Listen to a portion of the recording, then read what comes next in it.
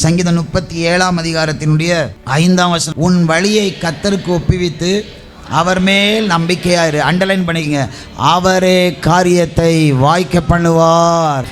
ஆங்கிலத்தில் இன்னும் கொஞ்சம் நல்ல அழகாவே இருக்கு. He will act.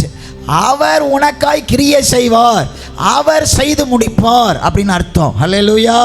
கர்த்தர் கட்டளையிடாத ஒன்று நம்ம வாழ்க்கையில் வந்துச்சுன்னா அது நமக்கு சந்தோஷமாக இருக்கிற மாதிரி தெரியும், ஆனால் போக போக அது வேதனையை நமக்கு கொடுத்துக்கிட்டே இருக்கும். ஹல்லேலூயா.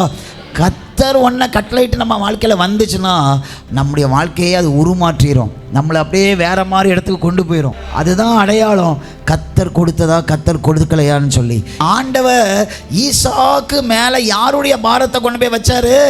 அவருடைய நுகமாகிய ஆபிரகாமின் ஆசீர்வாதத்தை கொண்டு போய் வைத்தார். நான் ஏன் அதை நுகம்னு சொல்கிறேன், ஏன் அதை நான் பாரம்னு சொல்கிறேன் அப்படின்னு சொன்னால், ஆண்டவர் சில ஆசீர்வாதத்தை வைக்கும்போது நம்ம சிம்பிளாக அதை சுதந்திரித்து கொள்ள முடியாது, அதுக்காக நம்ம ஸ்ட்ரகிள் பண்ணணும். அதனால தான் அதுக்கு நான் நுகம்னு சொல்கிறேன். அதுக்காக தான் ஆண்டவர் அதை சொன்னார், என்னுடைய நுகத்தை சுமந்து கொள்ளுங்கள் அப்படின்னு. ஆண்டவர் ஏன் சொன்னார் அப்படின்னு சொன்னால், when we carrying the blessing of God, it's not a simple matter, it's a privilege. அதற்காக நம்ம ஸ்ட்ரகிள் பண்ணணும். அவர் நமக்காக காரியத்தை வாய்க்க பண்ணுறதுக்கு நம்ம ஒரு காரியத்தை செய்யணும்.